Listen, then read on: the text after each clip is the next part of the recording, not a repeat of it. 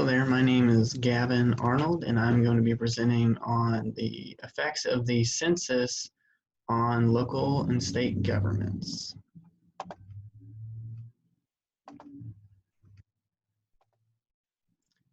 Okay, so today I'm going to be talking about really two different censuses, although the primary focus will be on the 2020 population census and how the different government units are affected by it.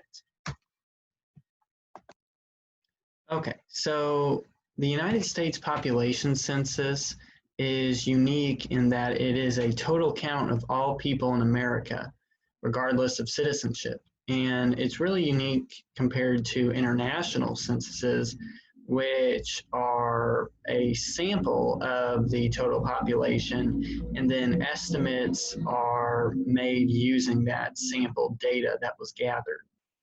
And so the United States uses its census data to allocate federal funds. And in 2015, the prior census data, which was gathered in 2010, was used to allocate over $500 billion in funds.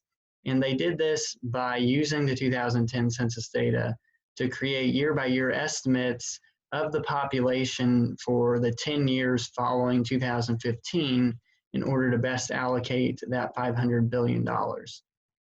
And so since states receive a lot of funding based on the census, they spend money themselves to increase census awareness to ensure that their citizens can receive as much of the federally allocated funds as possible.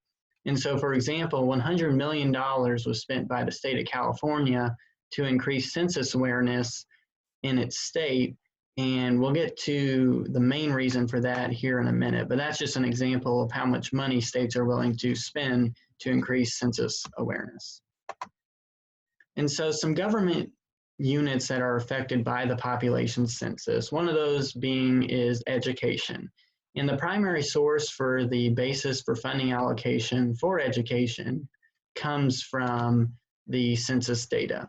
And so different programs that have funds allocated to them based on census data are the school lunch funding for those who cannot afford school lunches, federal grants to different school districts, and the special education and Head Start programs that are active in many states.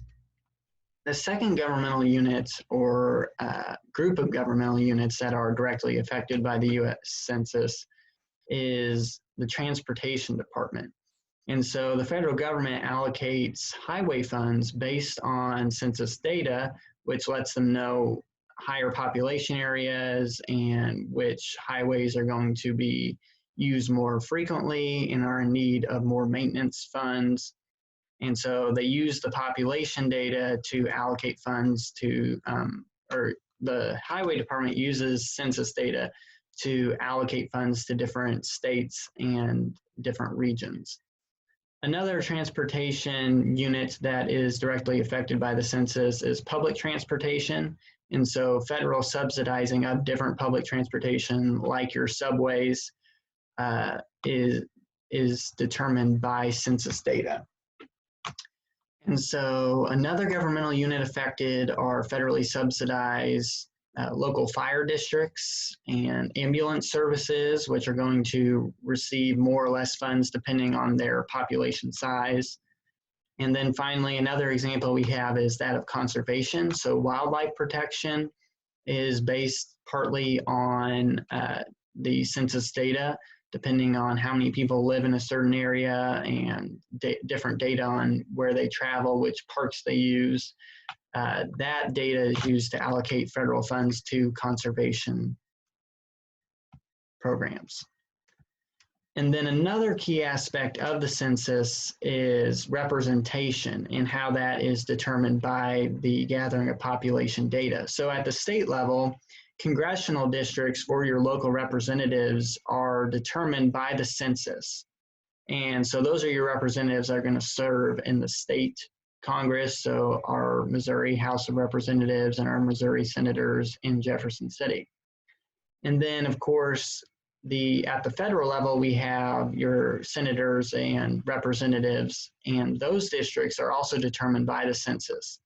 And so the example of California spending $100 million to increase census awareness comes into play here, where California is in danger of losing one of its House of Representatives seat numbers. And so they are obviously interested in keeping that particular seat, which of course determines their delegation for the Electoral College. And so they're obviously interested in keeping that seat, and that is why they spent that large sum of money to increase census awareness.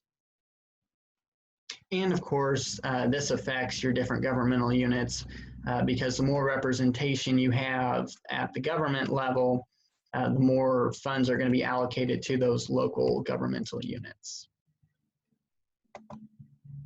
So some of the top programs receiving funding based on census data, we have the Medical Assistance Program by the Department of Health and Human Services. That was the largest program to receive funding allocation with $311 billion. The second being the Supplemental Nutrition Assistance Program, which received $71 billion from the US Department of Agriculture.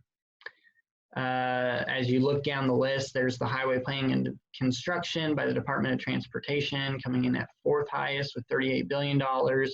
Something that us college students might be familiar with is the Federal Pell Grant Program. Some of us may have received that. That's the US Department of Education being responsible for that. And that program received $29 billion. And then so we see the National School Lunch Program for those who cannot afford school lunches being funded by the US Department of Agriculture, receiving $18 billion. And so you can kind of look at this table and see where all of those funds are going. And these are all based on population estimates, which use the census data. Okay, the second type of census that I alluded to at the beginning, just an explanation of it, is the government census. And so some of us may not be quite familiar with this type of census. I was not. But it occurs every 5 years, the last one being in 2017, and the next one being in 2022.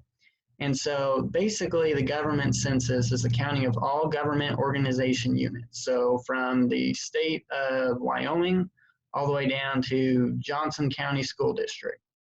All of those government units are counted, and some additional data is gathered about them too. And that additional data has 4 objectives: to determine the scope of each government unit, to determine the classification of each government unit, to collect benchmark data, so different financials of the government units, their financial statements, different key statistics based on them, as well as how many people are employed by each government unit. And then finally, the 4th objective being to measure the fiscal relationships between government units. And so all this information is gathered every 5 years and of course is available for funding allocation. All right, here's my references based on this short presentation on the effects of the census on state and local governments. If you have questions, please post them in the comment section below. Thank you.